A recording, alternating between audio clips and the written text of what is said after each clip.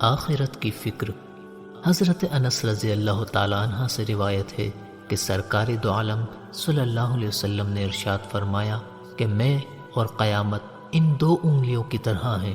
سرکار دو عالم صلی اللہ علیہ وسلم نے کلمہ شہادت والی انگلی اور اس کے برابر والی انگلی ملا کر فرمایا کہ میں میری بعثت میں اور قیامت میں اتنا قرب اور اتصال ہے جتنا کہ ان دو انگلیوں میں ہے۔ سرکار دو عالم صلی اللہ علیہ وسلم کا مطلب یہ تھا کہ اللہ تعالیٰ نے اس دنیا کے جتنے دور یعنی زمانے مقرر کیے تھے وہ سب ختم ہو گئے ہیں۔ اب یہ آخری دور ہے جو میری بعثت سے شروع ہوا ہے اور قیامت پر ختم ہوگا۔ میرے اور قیامت کے درمیان کوئی نیا نبی نہیں آئے گا، نہ کوئی امت پیدا ہوگی۔ قیامت کا دن جسے روز آخر کہتے ہیں، اس کا آنا حق ہے اور وہ ضرور آنے والا ہے۔ وہ دنیا کا آخری دن ہے۔ اس دن تمام آسمان اور ستارے پارا پارا ہو جائیں گے اور زمین اور پہاڑ ٹکڑے ٹکڑے ہو کر ریزہ ریزہ ہو جائیں گے۔ حضرت آدم علیہ السلام سے لے کر خاتم النبیین تک تمام پیغمبروں نے توحید کے بعد روز آخرت سے آگاہ کیا اور بتایا کہ ایک دن یہ عالم فنا ہو جائے گا اور پھر مخلوق کو دوبارہ زندہ کیا جائے گا۔ وہاں ان کے اعمال کی سزا و جزا ملے گی۔ بلا شبہ یہ عالم ایک دن فنا ہونے والا ہے اور اس کے بعد ایک عالم آنے والا ہے جہاں فنا یا زوال نہیں، اور یہ دنیا چند روزہ ہے۔ ضرورت اس امر کی ہے کہ یہاں سے روانہ ہونے سے پہلے اس عالم جاودانی کا کچھ سامان کر لیں۔ اور قیامت کی صورت یہ ہوگی کہ اس روز سور پھونکا جائے گا جس سے تمام جاندار مر جائیں گے، پھر دوبارہ سور پھونکا جائے گا جس سے سب مردہ زندہ ہو جائیں گے اور قبروں سے اٹھ کر میدان حشر کی طرف دوڑیں گے۔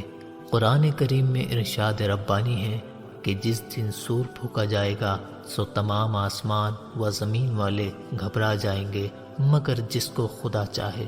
سورہ النمل۔ حق جل شانہ اپنی قدرت کاملہ سے جسم کی بوسیدہ ہڈیوں اور خاک میں ملے ہوئے ریزوں کو ہر جگہ سے جمع کرے گا، خواہ وہ آگ میں جلا ہو یا پانی میں غرق ہوا ہو یا ہوا میں اڑ گیا ہو یا دھوپ میں خشک ہو گیا ہو یا گل سڑ کر خاک میں مل گیا ہو یا شکم حیوانات میں ہضم ہو گیا ہو۔ جسم کے تمام اجزاء کو جمع کرے گا حتیٰ کہ کوئی ذرہ اس میں سے باقی نہ رہے گا، پھر اس کو اسی وضع اور حیت اور اسی صورت و شکل پر جو دنیا میں اس کو حاصل تھی ترکیب و ترتیب دے کر زندہ کر دیا جائے گا، حتیٰ کہ اگر دنیا میں اس کے جسم کا کوئی حصہ یا کوئی عضو قطع ہو گیا ہو تو وہ بھی اس کے ہمراہ اعادہ کر دیا جائے گا۔ پہلی مرتبہ کے سور پھونکنے میں سارا عالم مر جائے گا اور جب دوبارہ سور پھونکا جائے گا تو سب زندہ ہو جائیں گے۔ اگر نظر عبرت سے دیکھا جائے تو ہر روز اس کا نمونہ ہم لوگوں کی نظروں کے سامنے آتا ہے، مگر لوگ قیامت سے غافل ہیں، اور جب ان کو قیامت کی کوئی آیت یا حدیث سنائی جاتی ہے تو شک اور تردد کے کان سے اس کو سنتے ہیں۔ مثلا جب شام ہوتی ہے اور اندھیرا ہو جاتا ہے اور نیند کا غلبہ ہوتا ہے تو تمام لوگ اپنے گھروں میں اور تمام پرندے اپنے اپنے گھونسلوں میں چلے جاتے ہیں اور رات کو سو جاتے ہیں اور بے حس ہو جاتے ہیں گویا کہ مر گئے۔ پھر جب صبح ہوتی ہے تو دفعتاً بے اختیار سب بیدار ہو جاتے ہیں اور ادھر ادھر منتشر ہو جاتے ہیں، جس طرح اب نیند سے جاگے ہو اور بستروں سے اٹھ کر منتشر ہو رہے ہو، اس طرح قیامت کے دن قبروں سے اٹھائے جائیں گے۔ باشندگان عالم اپنے کاروبار میں مشغول ہوں گے اور روئے زمین پر کوئی اللہ کا نام لینے والا باقی نہ رہے گا، اور جمعہ کا دن ہوگا اور محرم الحرام کی 10ویں تاریخ روز عاشوراء ہوگا کہ یکایک الصبح لوگوں کے کانوں میں ایک باریک آواز آنا شروع ہوگی اور بڑھتی جائے گی یہاں تک کہ تمام لوگ مر جائیں گے اور روحیں بے ہوش ہو جائیں گی اور زمین و آسمان پھٹ جائیں گے۔ پھر دوسری مرتبہ سور پھونکا جائے گا جس سے تمام مردہ زندہ ہو جائیں گے اور حساب و کتاب شروع ہو جائے گا۔ اور اگر کسی نے ذرہ بھر بھی نیکی کی ہوگی وہ اس کے اجر کا حقدار ہوگا، اور اگر کسی نے ذرہ برابر بھی برائی کی ہوگی وہ سزا کا مستحق ہوگا۔ اسلام نے اس بات پر خاص طور پر زور دیا ہے کہ دنیا کی زندگی کے بعد انسان کو ایک اور زندگی ملے گی جسے آخرت کی زندگی کہتے ہیں۔ اس لیے انسان کو دنیا میں ایسا کوئی کام نہ کرنا چاہیے جس سے آخرت کی زندگی خراب ہو، اور ایسے کام قرآن حکیم میں صاف طور پر بتا دیے گئے ہیں جن کا اثر آخرت کی زندگی پر پڑتا ہے، اور وہ کام بھی اچھی طرح کھول کر سمجھا دیے گئے ہیں جن کے کرنے سے آخرت کی زندگی سنورتی ہے۔ سرکار دو عالم صلی اللہ علیہ وسلم نے ان سب کاموں کے کرنے کا طریقہ بھی بتا دیا ہے جو قرآن کریم کی روح سے آخرت کی زندگی کے لیے مفید ہے۔ ہادی برحق سرکار دو عالم صلی اللہ علیہ وسلم نے بذات خود عملاً ان کاموں سے بچ کر بھی دکھا دیا اور زبانی نصیحتیں بھی کر دیں جن سے آخرت کی زندگی خراب ہوتی ہے، اور وہ اصول بھی اچھی طرح سمجھا دیے جن پر چل کر دنیا اور آخرت دونوں درست ہو جاتے ہیں۔ احادیث مبارکہ میں ارشاد ہے کہ ہر کام کو ٹھہر کر اور سوچ سمجھ کر کیا کرو، جلد بازی سے کام خراب ہو جاتا ہے اور جلد باز آدمی کو بعد میں پچھتانا بھی پڑتا ہے۔ اسی لیے ہر کام میں مشورہ ضروری ہوتا ہے۔ ٹھہرنے سے یہ فائدہ ہے کہ خود سوچنے سے یا جاننے والوں کے مشورے سے اس کام کا انجام سامنے آ جاتا ہے، لیکن ان کاموں کو جنہیں قرآن و حدیث میں نیک قرار دیا گیا ہے ان کا انجام معلوم کرنے کے لیے نہ سوچنے کی ضرورت ہے نہ کسی اور کے مشورے کی حاجت ہے، کیونکہ اللہ اور اس کے رسول صلی اللہ علیہ وسلم کے بعد کسی سوچ بچار کی حاجت نہیں رہتی۔ انہیں جلد ہی کر ڈالو اور اس بات کو غنیمت جانو کہ ان کے کرنے کا موقع تمہیں حاصل ہے۔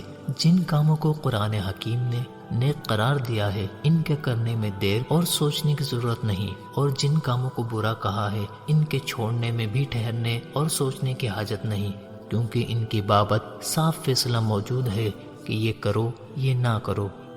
حضرت عثمان رضی اللہ تعالیٰ عنہ جس وقت قبر کے پاس ٹھہرتے تو اس قدر روتے کہ ان کی داڑھی تر ہو جاتی تھی۔ ان سے کہا گیا کہ جب بہشت و دوزخ کا ذکر کرتے ہو تو نہیں روتے، اور جب اس جگہ کھڑے ہوتے ہو تو روتے ہو۔ انہوں نے فرمایا کہ سرکار دو عالم صلی اللہ علیہ وسلم کا فرمان عظیم ہے کہ آخرت کی منزلوں میں سے قبر سب سے پہلی منزل ہے، پس اگر کسی نے اس سے نجات پائی تو جو چیز اس کے پیچھے ہے وہ اس سے آسان تر ہے، اور اگر اس سے نجات نہ پائی تو جو چیز اس کے پیچھے ہے وہ اس سے سخت تر ہے۔ سرکار دو عالم صلی اللہ علیہ وسلم کا فرمان عظیم ہے کہ میں نے کوئی جگہ ایسی نہیں دیکھی جو قبر سے سخت تر ہو۔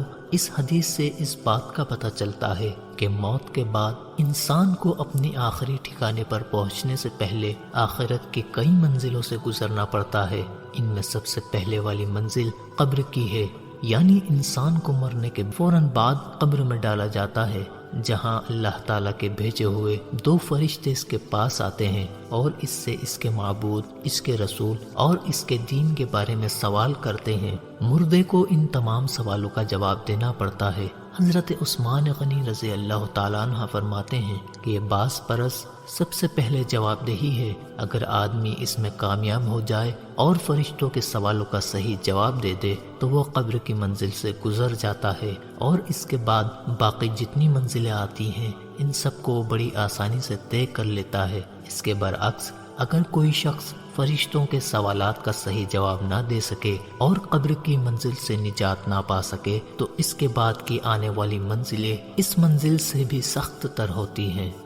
قبر کی منزل اس لیے سخت تر ہے، یہاں مردے کے اعتقاد و عمل کے بارے میں بنیادی سوالات کیے جاتے ہیں۔ اگر کوئی شخص زندگی بھر پکا مسلمان رہا، اپنے عقائد پر مضبوطی سے قائم رہا، سرکار دو عالم صلی اللہ علیہ وسلم کی تعلیمات اور ارشادات پر عمل کرتا رہا، دین کو مضبوطی کے ساتھ تھامے رہا، تو اسے قبر میں بھی صحیح جواب دینے میں جھجک نہ آئے گی۔ وہ بڑی بے باکی جرات اور صحت کے ساتھ جواب دے سکے گا، اور اس طرح آخرت کی باقی منزلیں بھی بڑی آسانی کے ساتھ طے کرتا چلا جائے گا۔ اس کے برعکس جو شخص دنیا میں بے عقیدہ رہا، سچے دین پر قائم نہ رہ سکا، اسے قبر میں بھی فرشتوں کے سوالات کا صحیح جواب نہ آئے گا، باقی منزلیں بھی اس کے لیے سخت تر ہو جائیں گی۔ حضرت علی رضی اللہ تعالیٰ عنہ سے روایت ہے، فرماتے ہیں کہ دنیا پیٹھ موڑ کر جا رہی ہے اور آخرت سامنے سے آ رہی ہے، اور دونوں میں سے ہر ایک کے اختیار کرنے والے لوگ ہیں۔ تم آخرت کے اختیار کرنے والے بنو، دنیا کے چاہنے والوں سے نہ ہو۔ آج کا دن کام کا ہے، حساب کا نہیں، اور کل کا دن حساب کا ہے، کام کا نہیں۔ یعنی وہ کام کرو جو آخرت میں حساب کے وقت قابل انعام ثابت ہو۔ جو چیز رہنے والی نہیں، اس سے جی لگانا ٹھیک نہیں۔ بس اس سے تو یہی کام لو کہ اس میں جہاں تک ہو سکے وہی کام کرے جن پر آخرت میں اچھا بدلہ اور نیک انعام ملے۔ غرض اس قول کے مضمون پر غور کرنے سے دنیا اور آخرت کی حقیقت صاف صاف واضح ہو جاتی ہے، اور اس کو سن کر عقل مند کبھی دنیا کو ترجیح نہیں دے سکتا۔ وہ اس کو فقط آخرت کے لیے کام کرنے کا ایک ٹھکانہ سمجھتا ہے، اس لیے کہ دنیا و آخرت دونوں چل رہی ہے۔ فرق یہ ہے کہ ایک کی رفتار فنا کی طرف ہے اور ایک کی رفتار بقا کی جانب ہے۔ اب عقل کا تقاضا ہے کہ انسان فنا کی راہ چھوڑ کر بقا کی راہ اختیار کرے، کہ آج تو عمل کی مہلت ہے، کل نہ رہے گی۔ آج جو کچھ کیا ہوگا کل اس کے بارے میں باس پرس ہوگی، اور اس کے مطابق جزا و سزا ملے گی۔ اسلام ہی وہ واحد مذہب ہے جس میں احتساب کا تصور موجود ہے، چاہے دنیا میں ہو یا آخرت میں۔ اللہ تعالی ہمیں اپنے پسندیدہ اور اچھے اعمال کی توفیق عطا فرمائے اور آخرت میں عذاب سے بچائے، آمین یا رب العالمین۔